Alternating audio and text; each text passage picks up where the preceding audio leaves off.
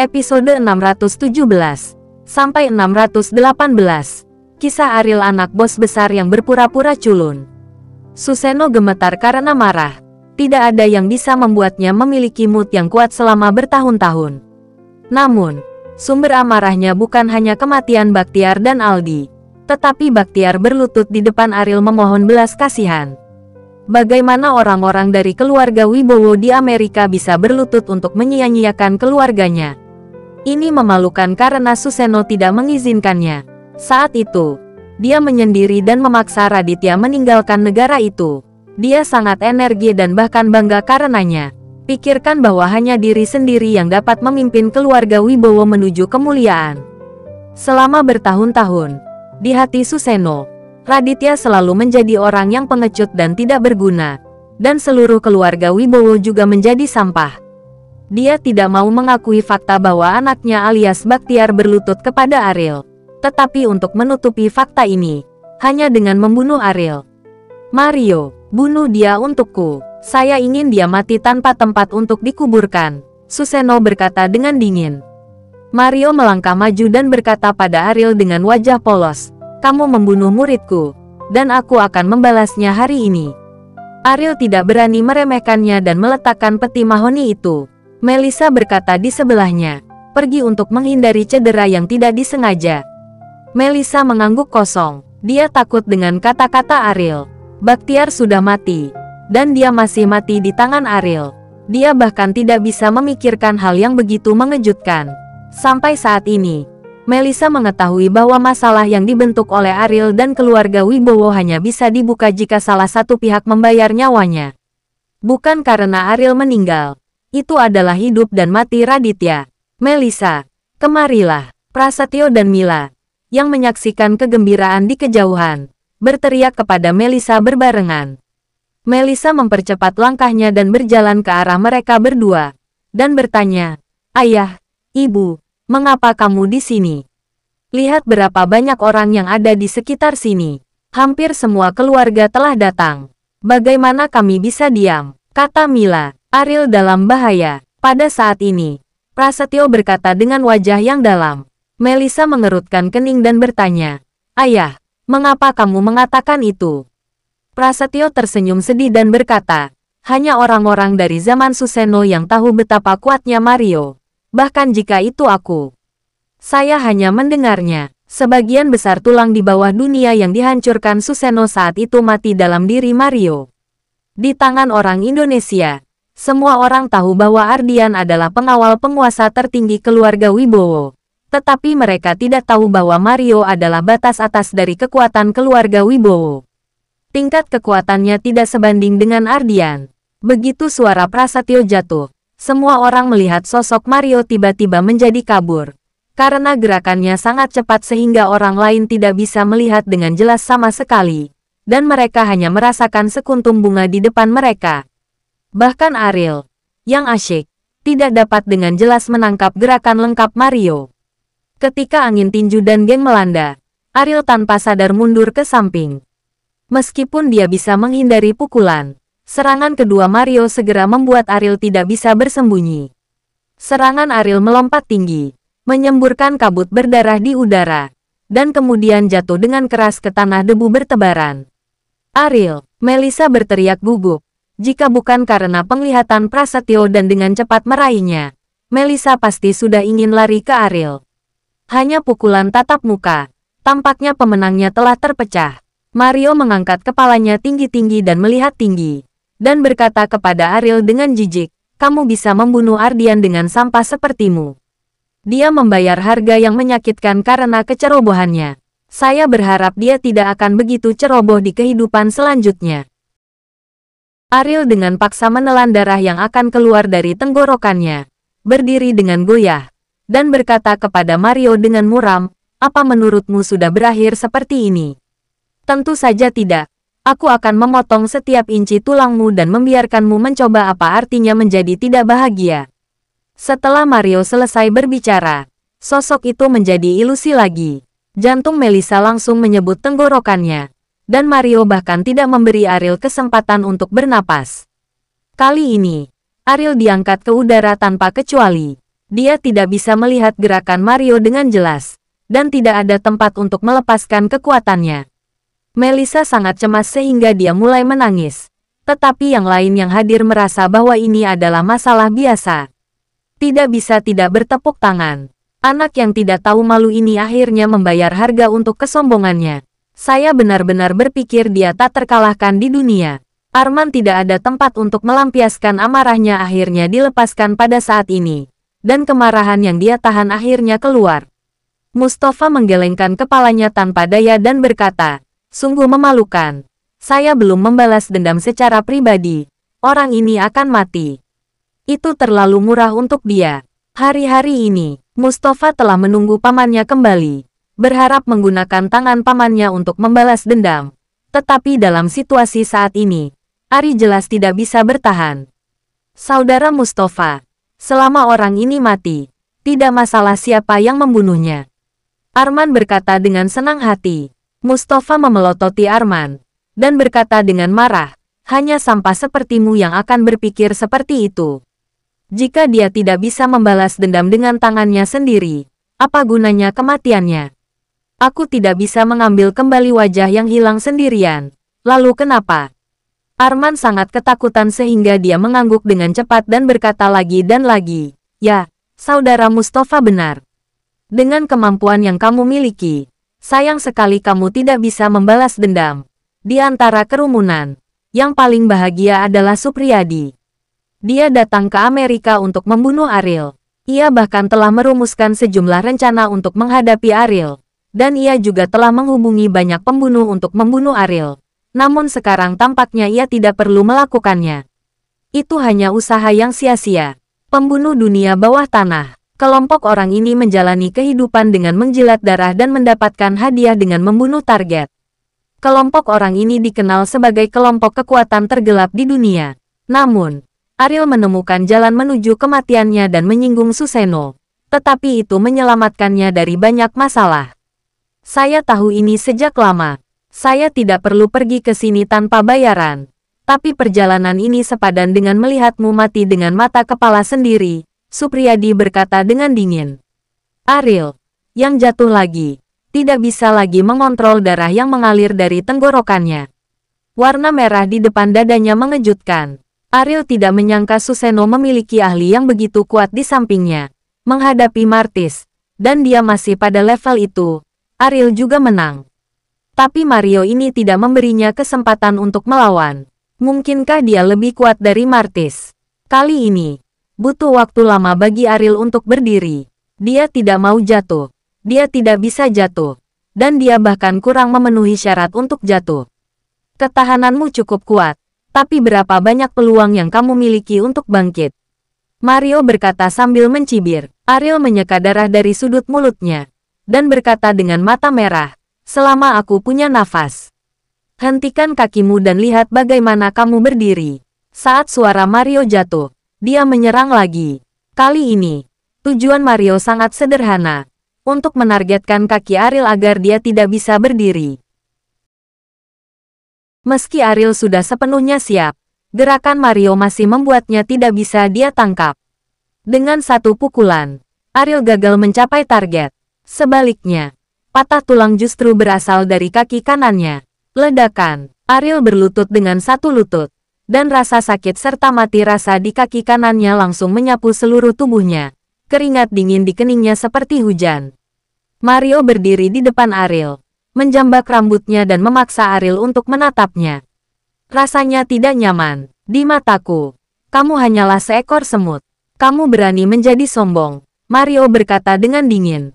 Pada saat ini, Melissa tiba-tiba melepaskan diri dari tangan Prasetyo dan berlari menuju Ariel. Melissa, Melissa, Prasetyo dan Mila berteriak ngeri. Tapi teriakan mereka tidak membuat Melissa menoleh. Berlari ke sisi Mario. Melissa menarik lengan Mario dan berteriak, "Lepaskan dia, lepaskan dia." Mario memandang Melissa dengan dingin dan memarahi, "Pergi." Melissa tidak takut sama sekali. Hanya ada satu pikiran di hatinya, untuk melakukan yang terbaik untuk menyelamatkan Ariel.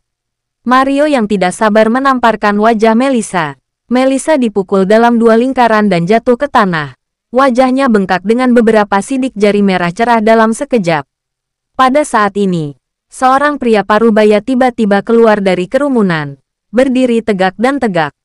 "Paman," Mustafa berkata dengan heran ketika dia melihat pria itu.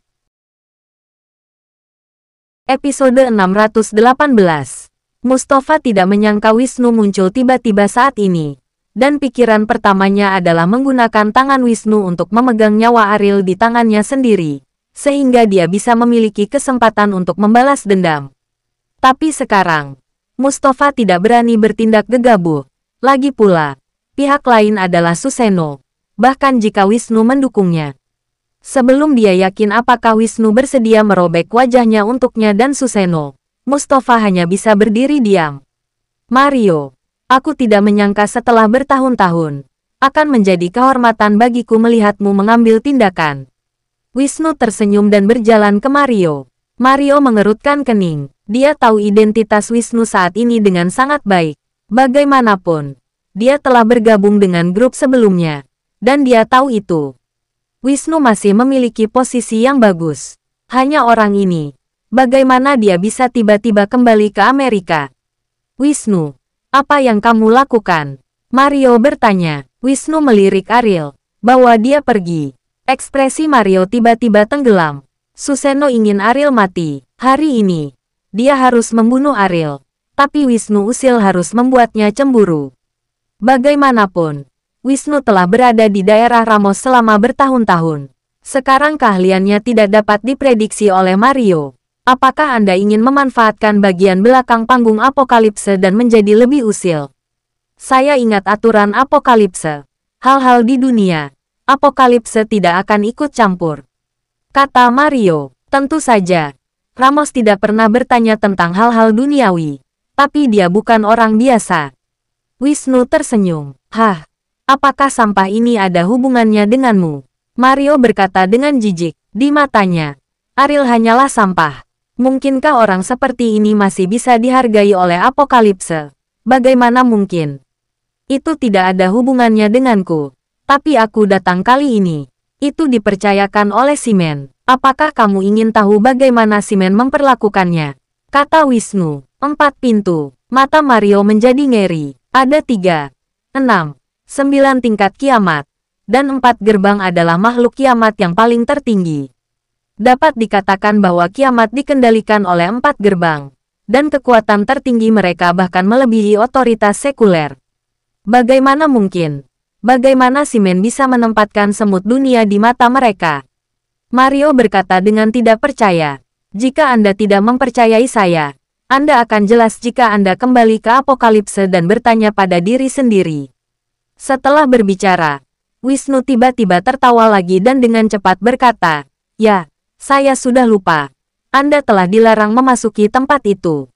Mario memandang Mayu dengan ekspresi muram, dan 2 kata yang ditinggalkan itu membuatnya sangat terhina. Tapi dia tidak berani keberatan. Di dunia, kekuatan Mario tidak bisa membuat siapapun melihatnya. Tetapi dalam menghadapi kiamat, dia tidak punya pilihan selain menelan amarahnya. Jika tidak itu akan menjadi jalan buntu. Di dunia ini, tidak ada kekuatan yang bisa memprovokasi kiamat. Bagaimana dengan itu? Apakah Anda ingin melawan saya? Atau hanya keluar? Wisnu berkata dengan ringan. Mario mengepalkan tinjunya. Dia secara alami tidak ingin mundur seperti ini. Tetapi bagaimana keagungan apokalipse bisa menjadi provokatif? Bahkan jika wilayah Indonesia adalah wilayah keluarga Wibowo, selama apokalipse memiliki pemikiran, itu dapat langsung menghancurkan keluarga Wibowo. Tidak ada cara untuk membandingkan jenis kekuatan yang tidak setara ini. Kiamat akan semakin nyata sekarang. Bahkan sampah semacam ini. Mario berkata dengan gigi terkatup. "Kamu harus berlutut untuk apa yang kamu katakan," kata Wisnu. Mario tersenyum muram, dan berkata, "Aku sedang berbicara tentang mimpi. Tidak mungkin bagiku berlutut untuk sampah ini." 1 gigitan dan 1 sampah. Aku benar-benar memeras keringat untuk hidup kecilmu. Loh, Umar ingin menerimanya sebagai murid. Awalnya Umar berencana untuk pergi keluar dan menjemputnya secara pribadi ke apokalipse. Tetapi dia tidak bisa keluar. Wisnu berkata dengan ringan. "Apa?" Mario memandang Wisnu dengan ngeri, dan mundur 2 langkah. Keringat dingin muncul di punggungnya. Umar, Mario belum pernah melihat karakter legendaris ini. Tetapi dia tahu bahwa Umar selalu menjadi orang paling bergengsi di antara 4 sekte. Dan keahliannya juga yang paling kuat dari 4 sekte. Dia sebenarnya hanya ingin menerima Ariel. Bagaimana ini bisa terjadi? Umar tidak pernah magang. Apakah kamu takut? Wisnu tersenyum tipis. Dan berkata, kamu memang harus takut. Tidak semua orang bisa menindas murid Umar. Jadi saya menyarankan Anda untuk berlutut untuknya. Jika tidak, saya takut akan hal ini. Dia akan turun gunung sendiri setelah dia diberitahu tentang Umar. Mulut Mario kering, dan dia merasakan percikan api keluar dari tenggorokannya. Dia tidak bisa membayangkan perubahan besar seperti apa yang akan terjadi setelah Umar benar-benar datang ke Amerika.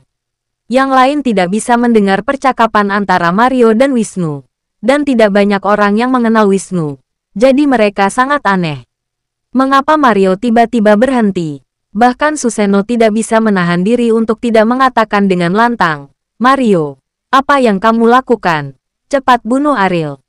Membunuh Ariel. Kalimat ini menjadi lelucon di mata Mario sekarang. Siapa yang berani membunuh murid Umar? Dan siapa yang memenuhi syarat untuk membunuh? Hei, mendengar kata-kata Susanoo, Wisnu menggelengkan kepalanya tanpa daya. Dan berkata, tidak mudah bagi keluarga Wibowo untuk bisa pergi sampai hari ini. Sayang sekali Anda kehilangan setiap langkah. Hanya kebencian inilah Umar. Sulit untuk mengatakan apakah dia melaporkannya sendiri. Susanoo masih tidak tahu nasib buruk apa yang akan menimpanya. Melihat Mario masih tidak mengambil tindakan, lelaki tua itu sedikit kesal. Dan dia memarahi, Mario, saya memerintahkan Anda untuk segera membunuh Ariel. Mario pindah, tetapi alih-alih membunuh Ariel, dia melakukan tindakan yang membingungkan dan terkejut. Mario berlutut di depan Ariel. Ancaman dari Umar alias kiamat. Mario harus pergi. Apa yang sedang kamu lakukan? Susanoo kesal dan marah. Mario, pengawalnya, sebenarnya berlutut untuk Ariel sekarang. Bukankah ini untuk membuat keluarganya kehilangan muka di depan umum? Susanoo berjalan ke sisi Mario, berteriak, apakah kamu gila? Bangun cepat. Mario mengangkat kepalanya, menatap Susanoo dengan wajah pucat, dan berkata, keluargamu sudah berakhir. Susanoo tidak tahu isi percakapan di antara keduanya. Tendangan marah menendang Mario. Semua keluarga di distrik Indonesia menonton. Tetapi kepindahan Mario membuat keluarga Wibowo malu. Yang bukan merupakan sesuatu yang bisa dia toleransi.